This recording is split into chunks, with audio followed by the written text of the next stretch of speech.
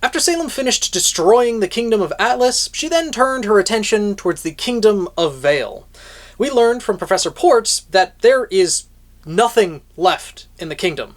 Whether that means that it's been entirely razed to the ground, or just that there's nothing left there to protect the people. This was all revealed in the episode 11 animatic following the finale of Volume 9, as Professor Port was leading the evacuation of the Kingdom of Vale to the Kingdom of Vacuo.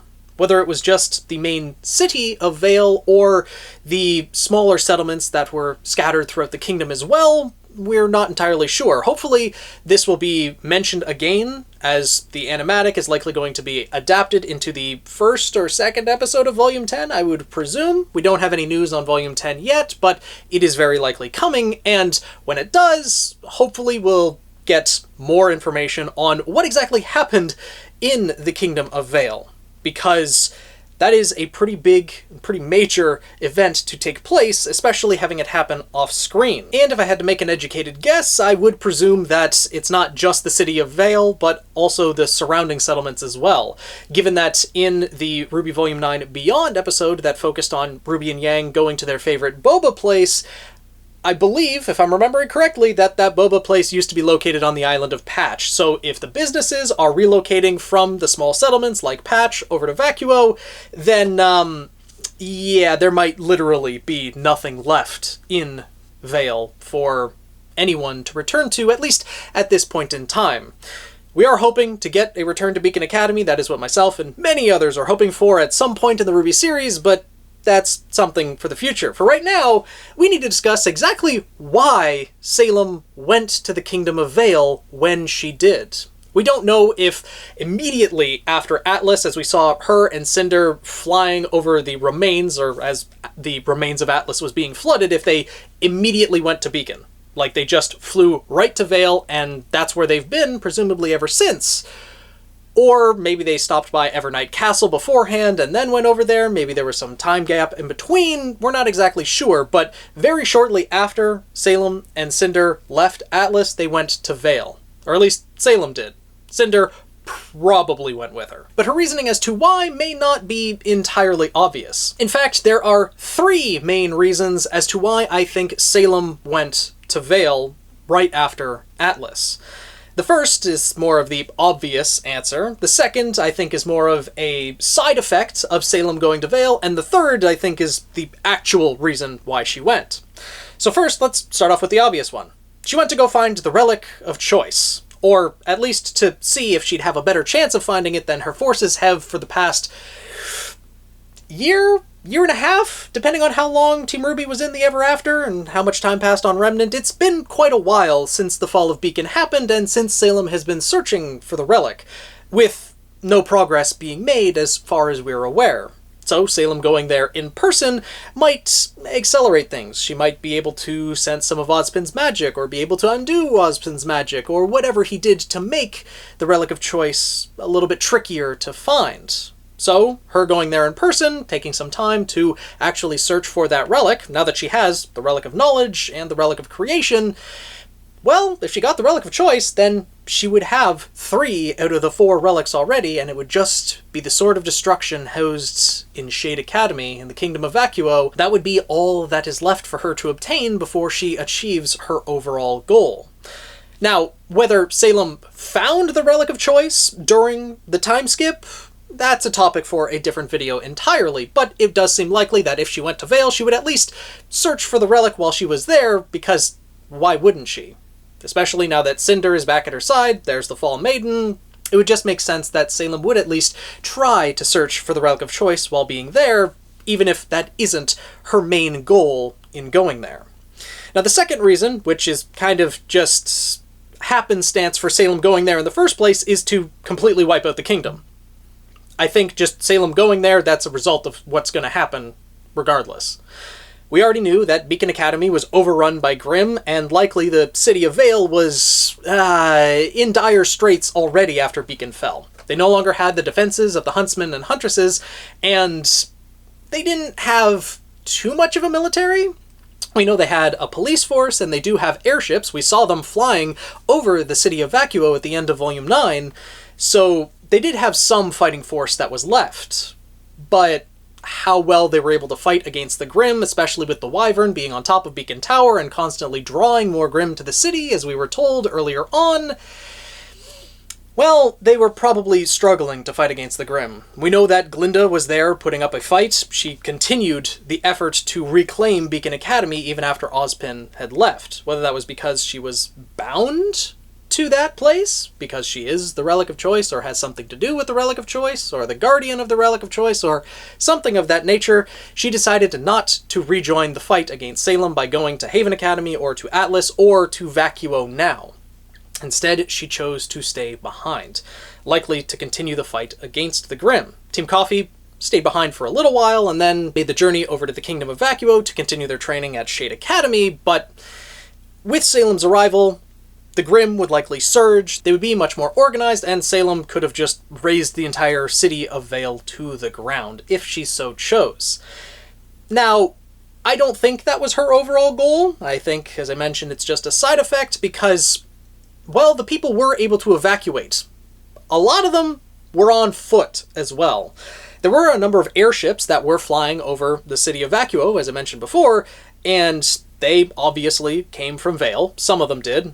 All three kingdoms were together over top of the city of Vacuo. The world had come together to some extent, and so the airships from Vale were able to likely evacuate a number of personnel as well, but the fact that there were a number of evacuees that escaped on foot makes it seem like Salem's overall goal wasn't to just wipe out the population, because she could have sent hordes and hordes of Grimm after them as well, and, well, there would have been a lot less survivors.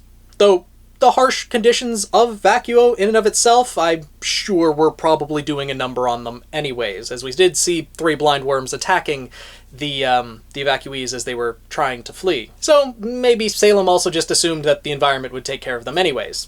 And they weren't really combatants, so, side effects. The main reason I think Salem went to Vale, though, is to recuperate the forces that she lost in the assault on Atlas.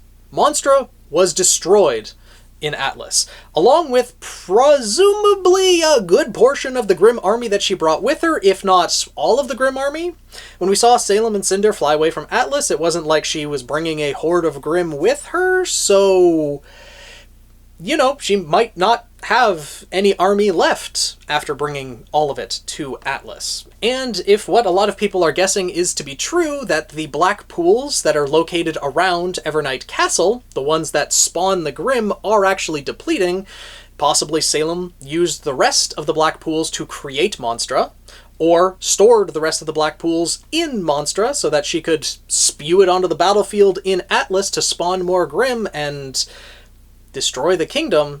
Then maybe Salem had nothing left at Evernight Castle, and so, instead, she went to Beacon, where a large portion of her forces, in fact, possibly the largest concentration of Grimm in the entirety of Remnant at that point in time, is located. Not to mention, there is also another Grimm spawner in Beacon. Right at the top of that tower, the Wyvern. We did see at the end of Volume 3 that it is an ancient Grimm capable of spawning more Grimm. When it was flying through the city, black droplets were falling from its body, and more Grimm were being created. So, the Wyvern, although not to the extent of the black pools in and of themselves, is a smaller version of the black pools, capable of not only drawing Grimm to itself, but also creating more of them. A very useful tool for Salem to have to lead her assault on the final kingdom that exists within Remnant. It's entirely possible that Salem has now made Beacon Academy her new base of operations, completely abandoned Evernight Castle, as she doesn't really have a reason to go back there if the black pools are in fact depleted after her attack on Atlas, and she's just using Beacon as her base of operations. Maybe that's what will eventually cause the return to Beacon Academy, not only to find the Relic of Choice, but also to take the fight to Salem if they are able to stave off Salem's assault on Vacuo. Sword of Destruction in hand, they're going to march on Beacon Academy and reclaim it with their own hands. Could make for a final epic battle in the RWBY series, something that I would love to see, but Salem is probably reorganizing her forces. Spawning more Grimm building an army once again to be able to march on the city of Vacuo. And I also want to mention that it's possible she's also coordinating with another one of her lieutenants.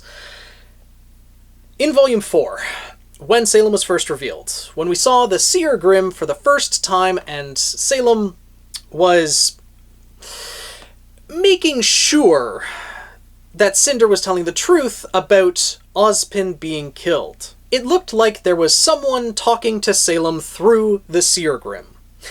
And then Salem turned to the Seer Grim and said to reinforce our numbers at Beacon. That isn't an order that would be given to Grim, because Grim wouldn't understand that. If they understood Salem's will, then she wouldn't really need to speak those words to them, I don't think. We've never really seen her do that to any Grim before, other than the Hound, which the Hound did use a person as its base. So there was a higher intelligence for the Hound than there would be a normal Grim, so Salem was likely talking to a person. That person could have been Arthur Watts, because we do know that he carries a Seer Grim with him, or did carry a Seer Grim with him.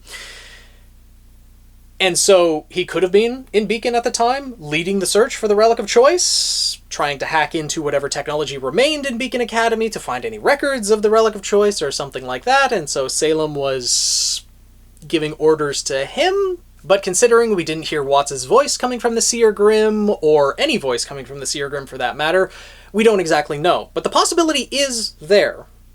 And I also want to point out that when we did see the table at Salem's Citadel, there were 6 chairs around there, but only 4 lieutenants. Cinder, Hazel, Tyrion, and Watts, and then 2 empty chairs. So I've always thought that maybe there were other lieutenants that we just didn't know about, something that might be revealed in Volume 10 or at some other point in the RWBY series. Though if they were going to reveal new lieutenants, it'd probably be in Volume 10. And I know that Jax and Jillian Asturias are being recruited to Salem's cause. I don't think they're immediately going to be lieutenants and given a seat at Salem's table, but, that's a topic for another time. Let me know what you guys think down in the comments below. What do you think Salem's true reasons for going to Vale are? Do you agree with the 3 that I mentioned in this video? Do you have any other ideas? And what do you think Salem has been able to accomplish while in Vale? Do you think she was able to get the Relic of Choice? And are you looking forward to seeing the Wyvern again? Good old Kevin from the early volumes of RWBY. It'll be a blast from the past when we see him flying towards Vacuo, but I don't think RWBY or anyone who was at Beacon Academy to witness Kevin's first flight in a while will be all too happy to see him again. Still, it'll be pretty iconic when that time eventually comes to pass. So, with that being said, I hope you guys enjoyed the video. If you did, make sure to subscribe and join the Guild of the Eternal Flame. If you want to talk with me about RWBY or anything else for that matter, make sure to check out my Twitch streams as well. I stream every Tuesday, Thursday, and Saturday, and I would love to see you guys there. And with that, I'll see you guys in the next video.